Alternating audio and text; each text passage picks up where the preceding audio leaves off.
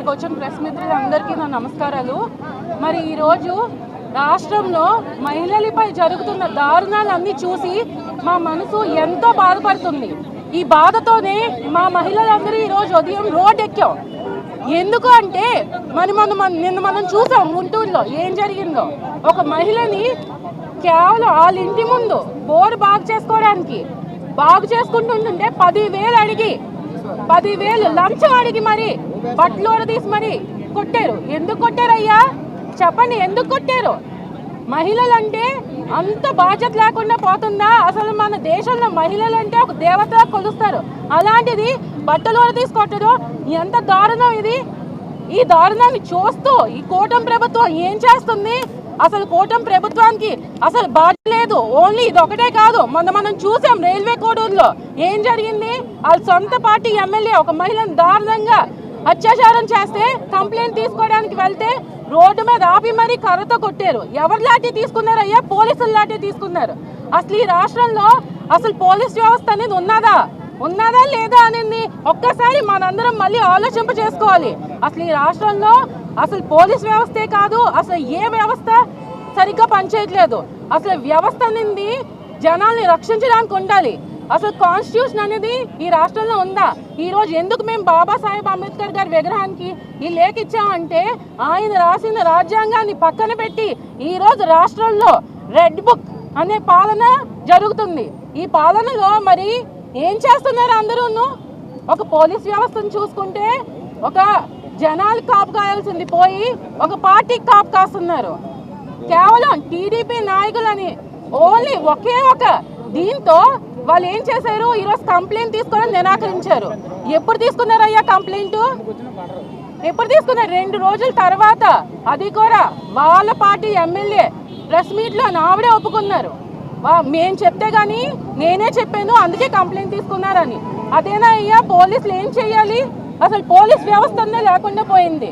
ఇదంతా కాదు, ఇదంతా పక్కన పెడదాం, ఇన్సిడెంట్ల కోసం పక్కన పెడదాం. ఏం చేశారు? సీసీటీవీ ఫుటేజ్ ఇచ్చిన వాళ్ళంట అరెస్ట్ చేయమని మహిళా కమిషన్ గారు ఆదేశించారు. ఎందుకయ్యా కంప్లైంట్ ఇవ్వాలి? అసలు సీసీటీవీ ఫుటేజ్ ఎందుకు ఇవ్వకూడదు మేము బయటికి? అసలు ఆడపిల్లలకి ఏం రక్షణ ఉంటుంది ఇక్కడ? ఇదంతా మాట్లాడాలని మేము ఈరోజు బయటకు వచ్చి మా వైఎస్ఆర్సీపీ పార్టీ తరఫున మనం అందరం ఒకటి గుర్తుపెట్టుకోవాలి. ఏంటి అంటే అధికారం శాశ్వతం కాదు ఎవరికీను. ఈరోజు మీరు ఉన్నారయ్యా, మీరు చూడండి, ఈరోజు మనం సూర్యుడి కింద నిల్చొని మాట్లాడుకుంటున్నాం. ఆ సూర్యుడికి కూడా గ్రహణం వస్తుంది, అలాగే మా పార్టీకి కూడా గ్రహణం వచ్చింది. అంతే తప్ప మీరే శాశ్వతంగా ఉండరు. కాబట్టి రేపు పొద్దున్న మా పార్టీ వచ్చాక మా జగనన్న మా మహిళలకి ఎంత రక్షణ కల్పించారో మీ అందరికీ తెలుసు. అన్నీ పెట్టారు.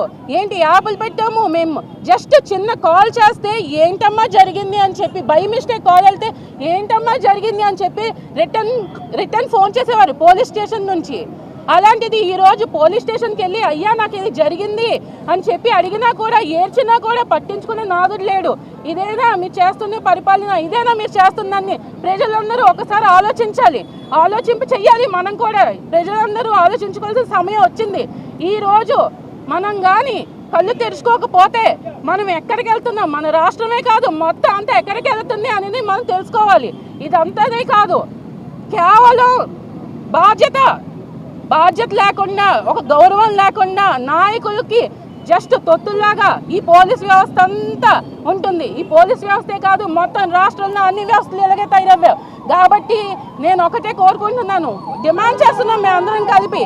ఏంటి అని అంటే ఈ కూటమి ప్రభుత్వం ఏదైతే ఒక మహిళని ఇలా చేశారో మొత్తం అంతా తక్షణమే దీని మీద ఒక ఎంక్వైరీ వేసి మీరు మళ్ళీ లంచాలు కానీ ఇంకోటి కానీ తీసుకోకుండా మీరందరూ ఎలా చేస్తారో అది మీ మీద డిపెండ్ అయి ఉన్నది. మీ కూటమి ప్రభుత్వం అనేది అట్టర్ ఫ్లాప్, అట్టర్ ఫెయిల్యూర్ అన్నింటిలో.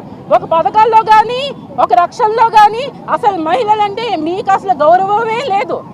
ఇదైతే మాత్రం ఖచ్చితంగా 100కి 100 పాలు చెప్పగలం. ఎందుకంటే మనం చూసాం వాళ్ళు గవర్నమెంట్లోకి వచ్చి రాగానే ఏం జరిగింది? ఒక 10వ క్లాస్ అమ్మాయిని పెట్రోల్ పోసి కాల్చారు. ఇప్పటి వరకు అది ఏమైందో తెలీదు. ఆ కేసు తెలీదు. ఒక మహిళ అంటే వాళ్ళకి ఎంతో చులకనగా ఉంది. ఈ చులకన భావం పోయి మంచి జరిగేటట్టు ఈ కూటమి ప్రభుత్వం చర్యలు తీసుకోవాలని ఈరోజు మా ఈ డిమాండ్. మా జగనన్న ఖచ్చితంగా వస్తాడు. వచ్చి మీకు అసలు అధికారం అంటే ఏంటి, అసలు న్యాయం అంటే ఏంటి అనేది ఖచ్చితంగా చూపిస్తారు. ఆ రోజు మిమ్మల్ని రోడ్డు మీద నిల్చోబెట్టి మరి మీరు చేసిన వాటి అన్నిటికీ మేమందరం సరైన సమాధానం సరైన బుద్ధి చెప్తామని ఈ మీ అందరి ముఖాన తెలియజేస్తున్నాను. మరి అవకాశం ఇచ్చినందుకు ధన్యవాదములు. ఆంధ్రప్రదేశ్ అనగానే ప్రతి ఒక్కరు కూడా తలెత్తుకొని చూసే విధంగా ఈ రాష్ట్రం ఉండేది. అటు విద్యారంగంలో కానీ, వైద్య రంగంలో కానీ, పోలీస్ రంగంలో కానీ, వ్యవస్థలో కానీ అన్ని రంగాలు అన్ని వ్యవస్థలో కూడా ఆంధ్రప్రదేశ్ మొట్టమొదటి స్థాయిలో ఉండేది. కానీ నేడు కూటమి ప్రభుత్వం పరిపాలనలోకి వచ్చిన తర్వాత అమ్మో ఆంధ్రప్రదేశ్ అని అనుకోవడంతో పాటు ఆహా ఆంధ్రప్రదేశ్ అనే స్థాయికి ఈ కూటమి ప్రభుత్వం తీసుకొచ్చిందని చెప్పడంలో ఎక్కడా కూడా అతిశయోక్తి లేదు. గతంలోని మా జగన్మోహన్ రెడ్డి గారు తీసుకొచ్చిన దిశ యాప్ని శ్రీశక్తి యాప్ కింద తీసుకొచ్చారు. ఎందుకయ్యా శ్రీశక్తి యాప్ అని అడుగుతున్నా, నాలిక గీసుకోవడానికి అని అడుగుతున్నా. ఆంధ్రప్రదేశ్ మహిళకి యొక్క రక్షణ బాధ్యత మొట్టమొదటి బాధ్యత ముఖ్యమంత్రిది. ఆ ముఖ్యమంత్రియే చేతులెత్తేసిన తర్వాత ఇటువంటి యాప్లు దేనికి పనికొస్తాయని నేను అడుగుతున్నాను. ప్రతిరోజు ఒకటి మర్చిపోతే ఇంకొకటి, ఒకటి మర్చిపోతే ఇంకోటి, ఒకటి నుంచి బయటికి రావాలంటే ఇంకొకటి. మొన్నటికి మొన్న గుంటూరులోని ఒక ఆడబిడ్డ, ఇప్పుడే చెప్పారు పెద్దలు, ఒక ఆడబిడ్డ కేవలం తన ఇంటి ముందు బోర్ అడిగిందని దానికి లంచంగా 10,000 రూపాయలు ఇవ్వలేకపోవడం వల్ల ఇవ్వలేను అని చెప్తే రోడ్డుకెక్కి అయ్యో ఇప్పుడు ఆంధ్రప్రదేశ్లోని మేబీ దేశవ్యాప్తంగా ఫ్రీడమ్ వచ్చి ఉండొచ్చు, కేవలం ఆంధ్రప్రదేశ్లో మాత్రమే ఫ్రీడమ్ లేదు. ఎందుకంటే అప్పట్లో గాంధీ గారు చెప్పారు ఒక ఆడబిడ్డ స్వచ్ఛందంగా హ్యాపీగా అర్ధరాత్రి బయట తిరిగితే మనకి నిజమైన స్వాతంత్రం వచ్చినట్టు అని. కానీ ఇప్పుడు ఆడబిడ్డ ఇంట్లో కూడా హ్యాపీగా ఉండలేని పరిస్థితి. ఇప్పుడు ఆ ఆడబిడ్డని ఇంటి నుంచి జుట్టు పట్టుకొని మరి రోడ్డు మీదకి ఈడ్చి ఆమెని నగ్నంగా ఏ ఆలోచన లేకుండా ఈరోజు ఆవిడ్ని ఇబ్బంది పెట్టడము నిజంగా ఈ రాష్ట్ర ఆడబిడ్డగా మనసు తరుక్కుపోతుంది. తలుచుకుంటేనే, చూస్తేనే, వింటేనే మాకు ఇంత బాధగా ఉంటే అది ఆ భావన అనుభవించిన ఆమెకి ఇంకెంత మనక్షోభ ఉంటుంది అన్నది ఒక్కసారి రాష్ట్ర ప్రజలందరూ కూడా ఆలోచన చేయాలి. ఈ రాష్ట్రం ఎట్టుపోతుందో అర్థం కాదు. అసలు కూటమి ప్రభుత్వం వచ్చిన తర్వాత ఒక్క రంగం అంటే ఒక్క రంగంలో కూడా మీరు అభివృద్ధి చెందారా అని అడుగుతున్నా. చెందాము. అవినీతిలో, బాధలు పెట్టడంలో, అన్యాయంలో అభివృద్ధి చెందామే కానీ మా మహిళలకి రక్షణలో దీనమైన స్థానానికి మనం అందరం వెళ్ళిపోం. ఈరోజు ప్రతి ఒక్క యువతరం కూడా పక్క రాష్ట్రాలకి ఉద్యోగాల కోసం వలస వెళ్ళిపోయేవారు. ఇప్పుడు ఆంధ్రప్రదేశ్ ఆడబిడ్డలు భద్రత కోసం పక్క రాష్ట్రాలకి వలస వెళ్ళిపోయే పరిస్థితి ఈరోజు ఆంధ్రప్రదేశ్లో కనిపిస్తుంది. ఎక్కడ ఏవి మేము మర్చిపోలేదు. మీ ఎమ్మెల్యేలు అరవ శ్రీధర్ కానీ, లేకపోతే వాళ్ళ కుర్రోడు చేబ్రోలు కిరణ్ కానీ, లేకపోతే ఈ బిఆర్ నాయుడు గారు కానీ, ఎమ్మెల్యే మన బండారు సత్యనారాయణ గారు కానీ, ఇవన్నీ వాళ్ళు మాట్లాడిన మాటలు, వాళ్ళు చేసిన పనులు మేము ఎక్కడ కూడా మర్చిపోలేదు. జగన్మోహన్ రెడ్డి గారు మళ్ళీ రాష్ట్ర పరిపాలనకి ఖచ్చితంగా వస్తారు. ఖచ్చితంగా ఈ రాష్ట్రాన్ని దగ్గరుండి కంటికి రెప్పలాగా చూసుకుంటారు. తక్షణమే మీకు మేము చేసే పని మీద, మీరు ఈరోజు ఉన్న ప్రతి ఒక్క పని మీద మీకు చిత్తశుద్ధి ఉంటే తక్షణమే అక్కడ లోకల్ ఎమ్మెల్యే గల్లా మాధవి ఎవరైతే ఇవన్నీ కూడా దగ్గరుండి నడుపుతున్నారో నాకు అర్థం కాండి. ఒక ఆడబిడ్డ ఇల్లు దాటి బయటికి రావడం ఒక ఎత్తు అయితే, ఇల్లు దాటి పోలీస్ స్టేషన్ గడప ఎక్కింది అంటే మరొక ఎత్తు.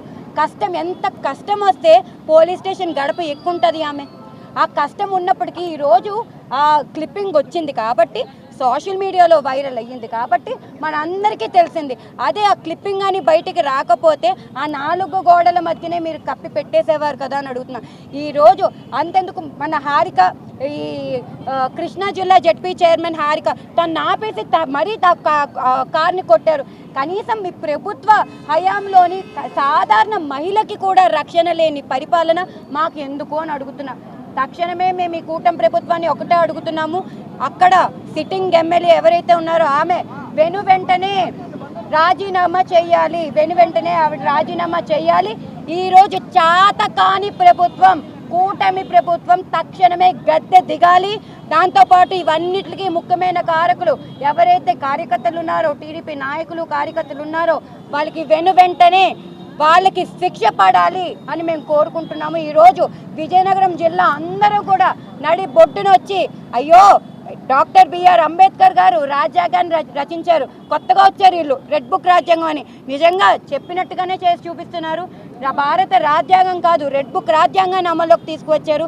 మరి ఈరోజు మాకు కాపాడిన వాడు ఎవడు లేడు కాబట్టి డాక్టర్ బిఆర్ అంబేద్కర్ గారికి నేరుగా ఆడవాళ్ళందరూ కూడా రాష్ట్ర జిల్లా ఆడవాళ్ళందరం కూడా దగ్గరికి వచ్చి ఆయనకు ఒక రిప్రజెంటేషన్ ఇవ్వడం జరిగింది.